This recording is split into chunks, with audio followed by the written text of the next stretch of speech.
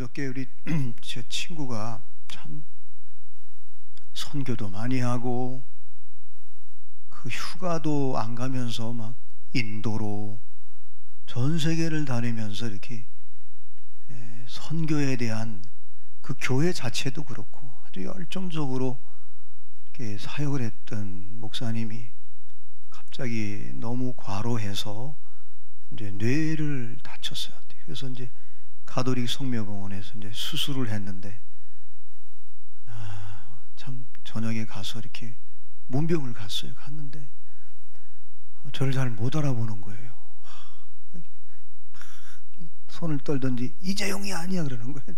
그래서 내가 왜 승을 받고 그랬더니 그러면서 막 중얼거리는 거예요. 막 좀 의료진들이 좀 불편하게 했는지 갑자기 이야기를 하다가 환자 중심으로 진료를 해야지 의사 중심으로 진료를 하면 되는가 막 그러면서 막 중얼중얼하고 막 너무 마음이 아픈 거예요. 그래서 제가 참 사모님하고 이렇게 손을 잡고 너무 마음이 아프더라고요.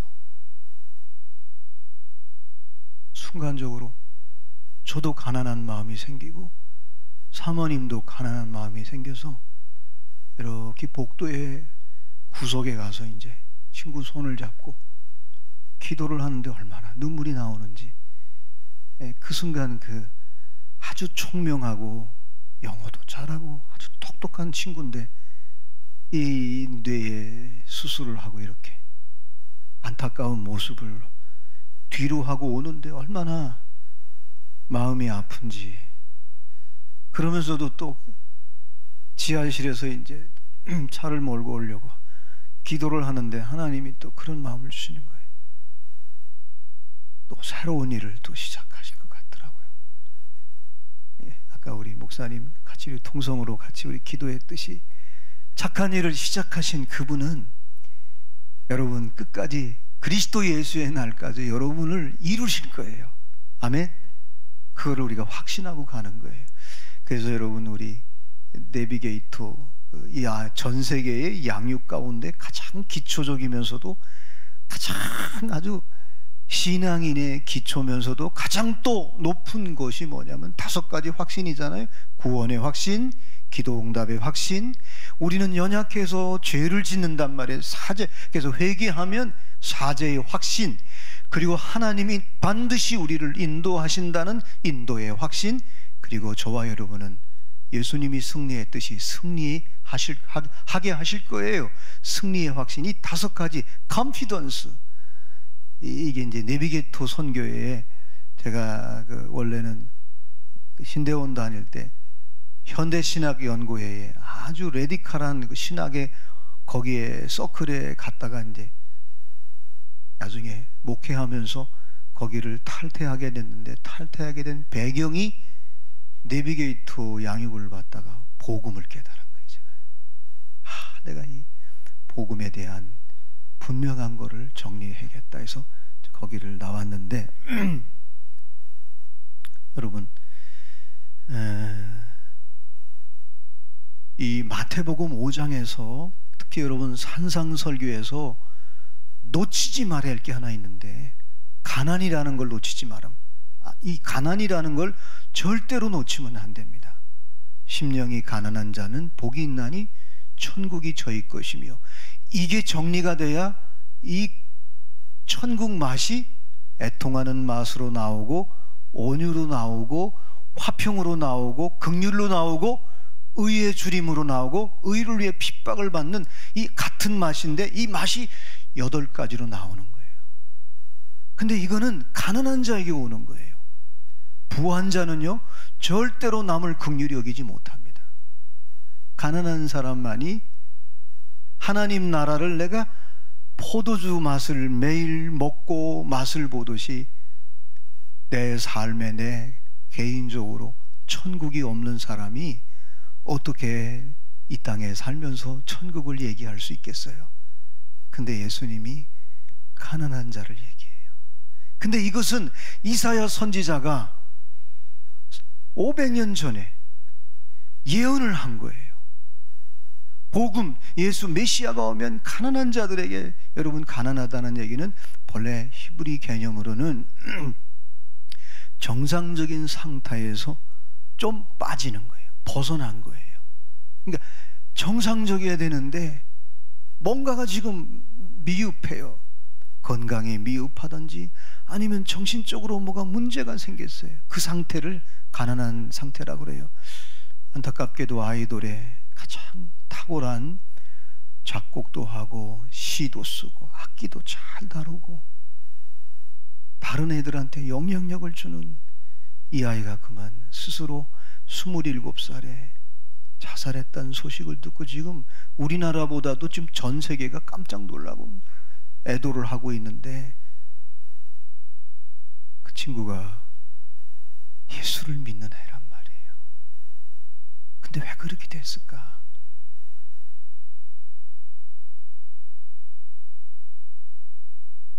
그래서 유서 가운데 조금 비쳤잖아요. 정신과에 가서 의사 선생님을 만났는데, 의사 선생님이 이제 생물학적 이유도 있고 또 상황적 이유도 있는데, 이분이 아마 판단을 좀 잘못했지 않았는가, 성격적 문제로 이렇게 접근하다가 얘가 상처를 받고 병원을 안 갔어요. 여러분, 이 우울증이라는 건 참 어려운 거예요. 작년 2016년도 통계를 보면은 67만 명이 아주 심한 우울증에 자살과 생을 포기하고 싶은 그런 아픔을 겪었던 통계가 나오는데, 이게 이제 가난한 상태, 하여튼 정상적인 상태에서 벗어난 모든 상태를 가난한 상태라고 얘기하는데, 예를 든다면 땅이 없어요. 땅이 없으면 가난하잖아요. 지금 이스라엘이 로마의 땅을 다 뺏겼어요. 주권도 뺏기고 다 뺏겼어요. 그때 오셨어요, 예수님이. 그래서 여러분 아시는 대로 땅을 뺏겼어요. 고헬법이라는 게 있잖아요. 여러분 구약에 보면 고헬법은 세 가지잖아요. 하나는 뭐예요? 내가 이 기업을 이어갈 수가 없어요. 가난해가지고 땅을 그래서 뺏겼어. 저당 잡혀가지고. 근데 어떤 사람이 와서 그걸 대신 갚아줬어요.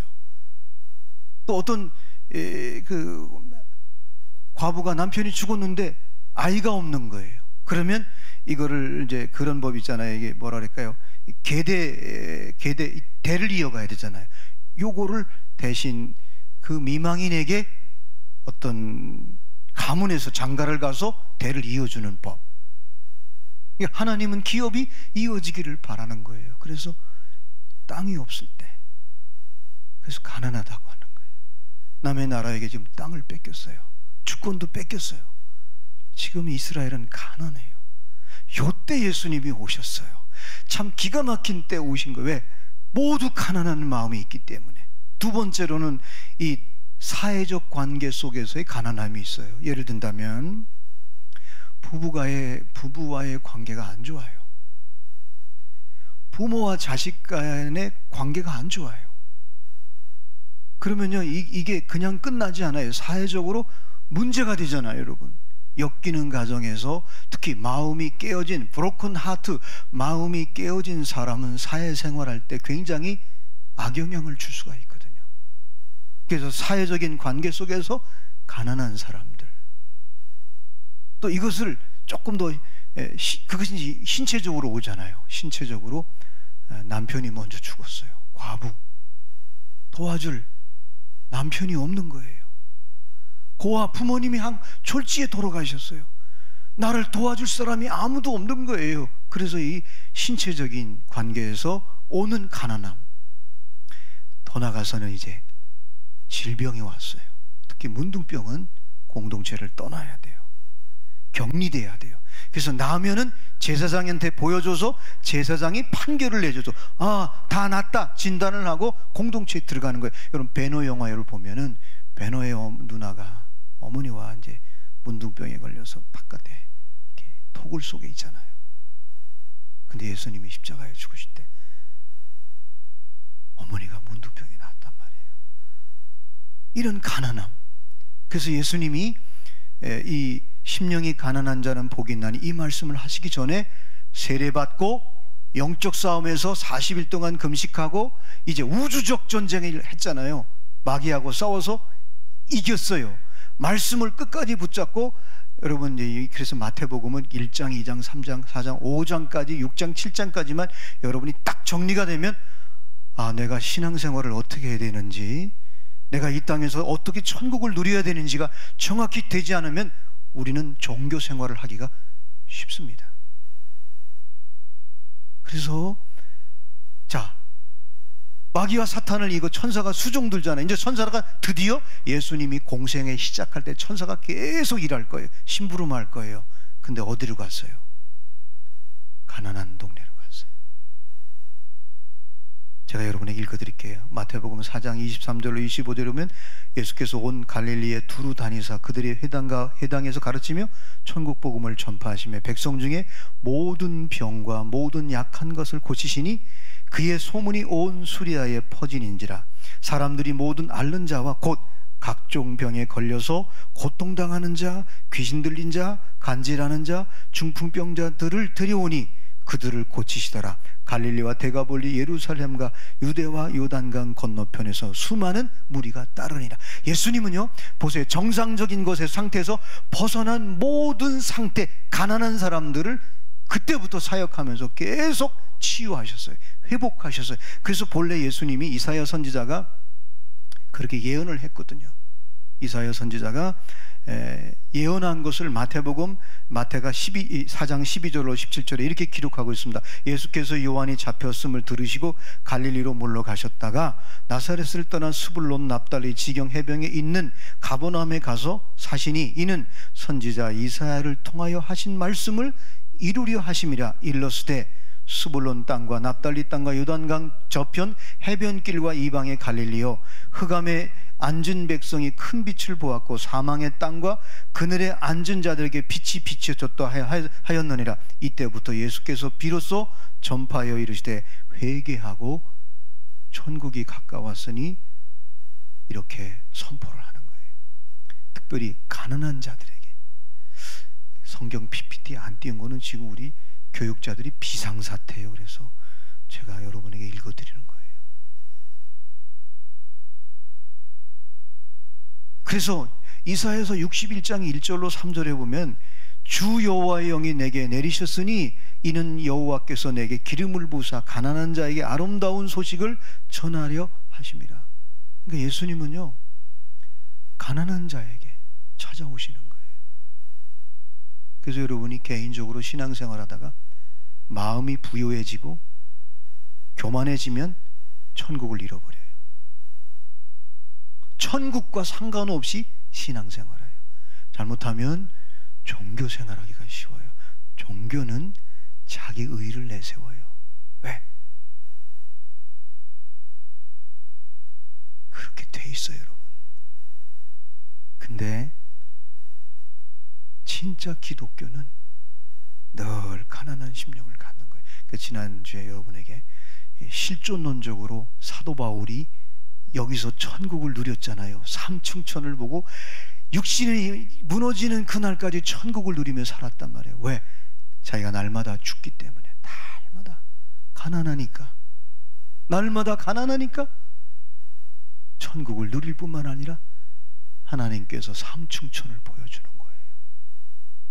여러분, 가난하지 않으면, 날마다 나를 죄인이라고 여기지 않으면 하나님의 나라를 맛볼 수가 없습니다. 하나님 나라 비슷한 거 있어요. 예를 든다면 하나님도 섬기고 우상도 섬기고, 하나님도 섬기고 재물도 욕심도 섬기고, 그럴듯한데 천국은 아니에요. 그래서 여러분, 이걸 잘 분별할 줄 알아야 돼요. 그래서 누가복음 4장 18절로 19절에 보면 주의 성령이 내게 임하셨으니 이는 가난한 자에게 복음을 전파하시려고 내게 기름을 부으시고.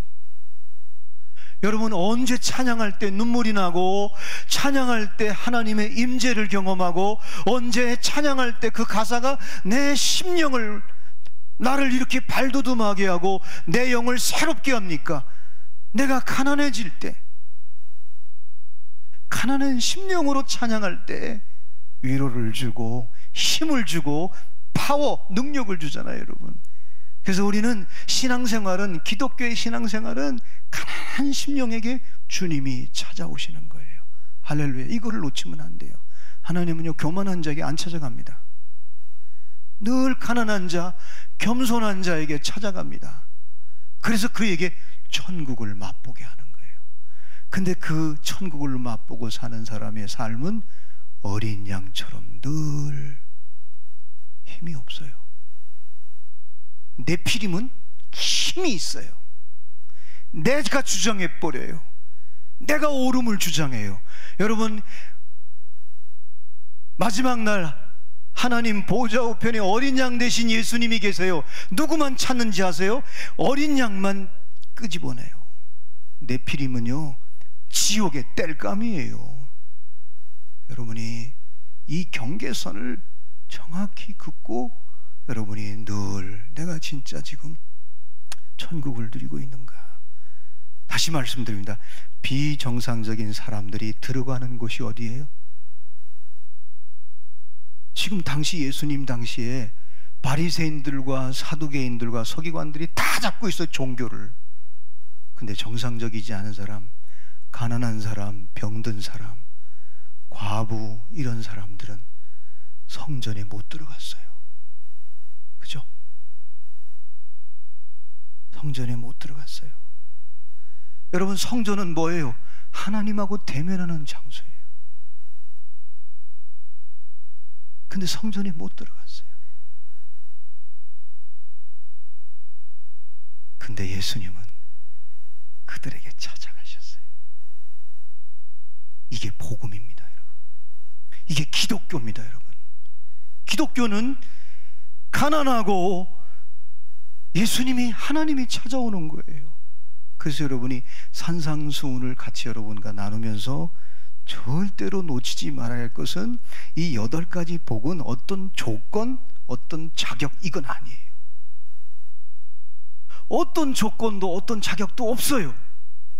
오히려 당시에 바리새인들이 율법으로 볼 때 사두개인들이 제사를 잘 드리는가? 여러분, 창녀가 어떻게 제사를 드려요? 막달라 마리아는 먹고 살 게 없어서 몸 팔고 살았어요. 근데 예수님이 찾아가셨잖아요. 사두개인들 안 찾아가요. 바리새인들 찾아가지 않아요. 오히려 우습게 여기고 아예 도외시해버리고 거룩하지 않다고 외면하고 그 성전 뜰에도 못 들어왔어요. 근데 예수님은 하늘나라의 성전을 가지고 오셔서 막달라 마리아에 갔어요. 가난한 자들에게 가셨어요. 그래서 여러분이 이 팔복, 특히 산상수훈의 팔복을 여러분이 묵상하고 공부할 때 절대로 이건 조건과 자격이 아니라는 거, 그거와는 아무 상관이 없어요. 다만 가난한 심령이 병들었어요. 그래서 가난해요. 세상에서 소외됐어요. 가난해요. 그래서 저는 제자들을 보면은 막달라 마리아의 많이 예수님의 사랑을 받았잖아요. 근데 이제 가룟 유다도 사실은 많이 사랑받았어요. 돈을 맡기는 거는, 재정을 맡긴다는 건 사랑했기 때문에. 근데 안타깝게도 가룟 유다는, 우리나라에 그 전 세계에서 가룟 유다만 연구하는 분이 이제 많이 있었는데 우리나라에는 백도기 씨라는 분이 가룟 유다를 많이 연구해서 어떻게 그렇게 연구했는지 책을 하나 냈어요. 제가 신학교 4학년 때인가 그거를 보았는데, 야, 정말 이 사람 진짜 연구 엄청나게 했다. 근데 그분은 아마 이스라엘 가가지고 뭐 유출을 했는지 아니면 추론도 한 것 같아, 지금 생각하니까. 여러분, 문학이라든가 신학의 모든 것엔 추론이 있거든요. 근데 자, 누이 동생은 몸을 파는 여자였어요. 아버지는 알코올 중독자였어요. 한마디로 말하면 가룟 유다는 어릴 적부터 완전히 콩가루 집에서 자랐더라고요. 그러니까 어떻게든지 이 구조적인 악을 이겨야 돼. 근데 예수님이 따라다니니까 예수님이 이걸 뒤집어 엎을 것 같은 거야, 한마디도. 분명히 5천 명을 먹이시는 기적을 보고 예수님을 따라다니면 분명히 나는 우리 가문과 내 모든 상처가 치유될 거라고 생각했는데 웬걸 예수님이 자꾸 죽는다는 거예요. 여기서 이 가룟 유다는 여기서 헷갈린 거예요. 근데 막달라 마리아는, 여러분, 거룩이라고 하는 건 우리가 몸을 깨끗하게 하고 뭐를 자꾸 뭐를 하면 거룩이 그게 아니에요. 거룩은 순종이에요. 순종하면 거룩하게 됩니다. 할렐루야. 불순종하면 거룩해지지 않습니다. 거룩한 척은 할 수 있잖아요. 근데 거룩은 순종이에요. 순종하면 거룩해지는 거예요. 근데 막달라 마리아는 그대로 순종하는 거예요. 자, 오늘 또 재직회도 있고 그래가지고 좀 짧게 제가 준비했는데, 이게 짧게 한다 그러면 더 길어지는데, 이 산상수훈에 여러분이 놓치지 말아야 할 메시지가 뭐냐면, 기독교는 절대로 조건과 자격이 아니라는 거. 가난하면 주님이 찾아오셔요. 부유해지면 주님이 찾아오셔도 우리가 거부를 해요. 가만히 보세요. 요즘 여러분이 우리 교회뿐만 아니라 지금 한국교회 모든 신앙인들이 주님이 찾아오시는데 거부해요. 그래서 여러분, 누가복음 15장에 누가가 의사이기 때문에 찾아오시는 예수님을 계속 얘기하잖아요. 그래서 그 유명한 누가복음 15장의 탕자의 비유는 다 허랑방탕했어요. 하나님이, 아버지가 준 재산을, 자기 몫을 가지고 전부 창녀와 술 먹고 무슨 짓을 했는지 몰라요. 성경에 기록은 안 했지만. 근데 틀림없어요. 허랑방탕했다고 그랬어요. 근데 허랑방탕했을 때 비로소 가난해지는 거예요. 부유할 때는, 그러니까 집안에 있는 큰아들은 가난하지가 않아요. 그러니까 아버지 존재를 불평불만하고만 있는 거예요. 근데 탕자는 드디어 가난해지는 거예요. 근데 여러분,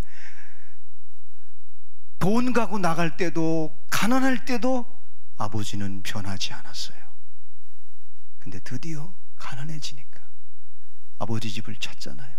여러분, 그래서 신앙생활은 늘 가난한 마음, 심령이 가난해질 때 하나님이 찾아오셔서, 성령님이 찾아오셔서 우리 가운데 임재하셔서 저와 여러분에게 천국을 선물로 주실 줄로 믿습니다.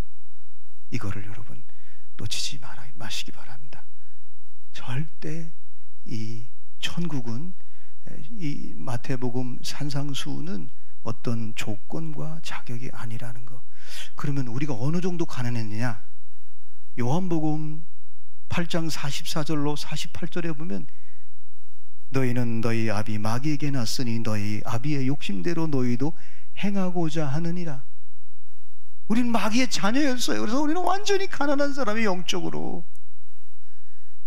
그래서 대한민국이 복을 받은 게 뭔지 아세요? 오랫동안 우리는 우상을 섬겼고, 오랫동안 5,000년 동안 우린 가난했어요. 특히 일제 때, 가난할 때 더 예수님을 잘 섬기고 예수님을 받아들였어요. 여러분, 물질적으로, 환경적으로 아무리 좋아져도 저와 여러분은 늘 심령은 가난할 수 있기를 주님의 이름으로 축원합니다. 그래서 이 땅에서 천국을 누리고, 그리고 하나님 나라에서 하나님 나라 가치를 가지고 내 물질, 내게 주신 경험, 내게 주신 은사, 내게 주신 모든 달란트를 가지고, 안타깝잖아요. 천국을 모르는 사람들을 보니까 눈물이 나는 거야. 그게 애통이에요. 그래서 여러분이 복음을 전하는 자들에게는 늘 위로가 있어요. 위로, 하나님의 위로가 있어요. 그래서 여러분이 너무 안타깝잖아요. 그리고 막 거부해. 전도하다 보면 거부해. 아니, 내가 누군데 어느 자존심 상하게 막 그러잖아요. 그러면 얼마나 긍휼히 여기는 마음이 생기잖아요. 불쌍히 여기는 마음이. 그러면 하나님이 나를 긍휼히 여기시는 거예요. 혹시 여러분을 욕하고 여러분을 무시하고 그럴 때 대들지 마세요. 안타깝잖아요. 그냥 긍휼히 여기세요. 그러면 주님이 나를 긍휼히 여기는 거예요. 할렐루야. 이게 산상수훈이 천국 헌법이기 때문에 이거를 잘 묵상해 보면 심령만 가난해지면요, 저 예수 안 믿는 사람들 보면 긍휼히 여기는 마음이 생겨요. 애통하는 마음이 생겨요. 그리고 온유해져요. 그래서 땅을 차지한다는 말이 뭐예요? 사람이 땅으로 만들었기 때문에, 흙으로 만들었기 때문에 나중엔 그 사람을 얻게 돼요. 이게 심령이 가난한 자부터 출발되는 거예요. 근데 이게 안 되면요, 나머지는 다 안 돼요. 첫 단추를 잘 고야 돼요. 그래서 제가 여러분에게 아마 다음 시간에도 같이 나누려고 그래요. 이 심령이 가난한 심령이 안 되면